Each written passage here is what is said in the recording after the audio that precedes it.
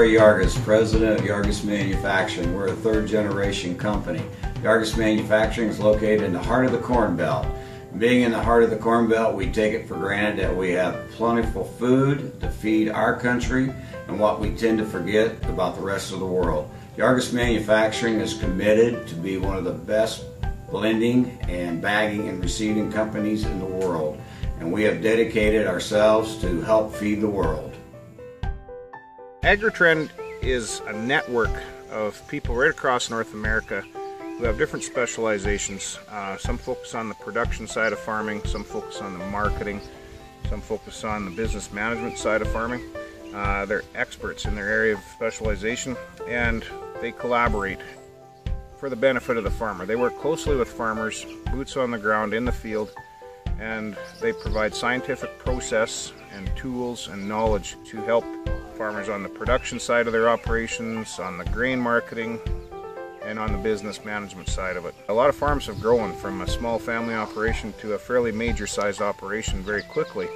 So this kind of help goes a long way on the farm these days.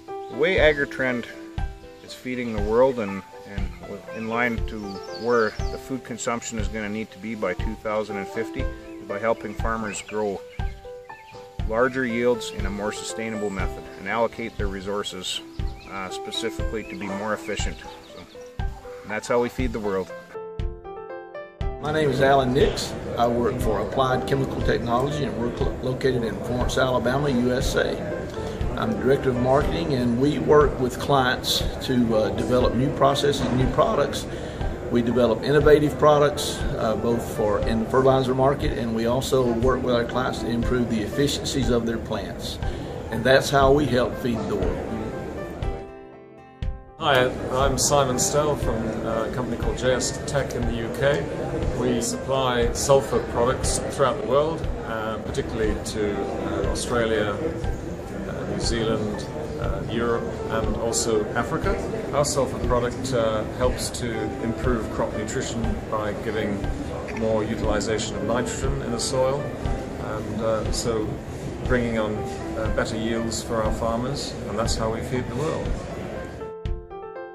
This is Ashish Akotia. I work with a group called Export Trading. We are present in 25 countries of sub-Saharan Africa. We distribute over 1 million metric tons of fertilizers directly to farmers. We produce phosphoric acid, MAP and NPKs in South Africa, Mozambique and Zambia. The idea is to give right kind of fertilizers to the farmers, packed in smaller bags, and try and make it affordable. And what we do to make it affordable is we are deep down to the farmers with our various centers that we have across sub-Saharan Africa, and we buy commodities as well from them. Same infrastructure is used for both buying as well as selling. That's how we reduce the cost and make it affordable for the farmer to buy our fertilizers. Long-term goal is to give the right kind of fertilizers based on crop, soil and climatic conditions, which is not really happening at the moment in Africa. And that's how we feed the world. My name is Guy Wilkes, and I work for a company called Nectar Group in the UK. We handle bulk vessels in Africa and all over the world, and we do work for the World Food Programme, discharging their food, and that's how we feed the world. My name is Richard Dafana. I work with ZFC Limited in Zimbabwe. We produce fertilizers for the market in Zimbabwe and surrounding countries. We feed the world by making sure that farmers get good agronomic service and the fertilizers to produce better yields.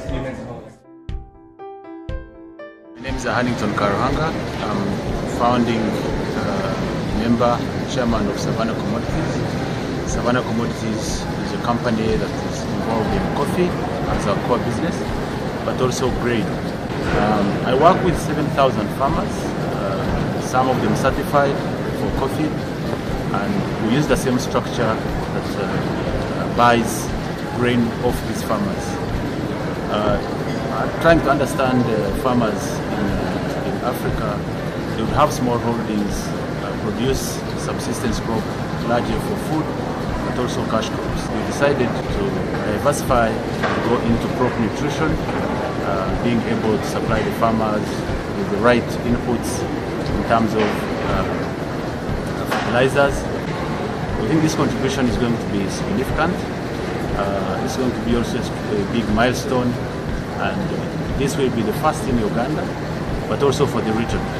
So and that's how we are going to not just feed the world, but start with feeding Africa, improving nutrition, making sure that the youth are employed, making sure that the women are part of this success, improve the economies that are largely focused on extractive industries, bring back neighborhoods and communities, children going back to school, but largely providing livelihoods and employment, but also great nutrition for Africans and the world. Hi, I'm Jeff Ivan. I'm the Vice President of International Sales and Marketing with Yargus Manufacturing. The video you just saw demonstrates that it takes a large group of individuals to create a food network, and that we're going to have to create new innovations and come up with new methods to increase food production. As you see, Africa has been a huge focus for us, but we're heavily involved in Latin America, Asia, and those developing regions are really going to drive the new food production that we require by 2050.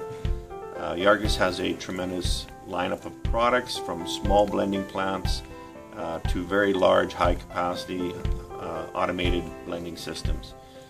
Yargus has one of the widest product lines on the market. Yargus is focusing on new innovations such as liquid and powder coating technologies.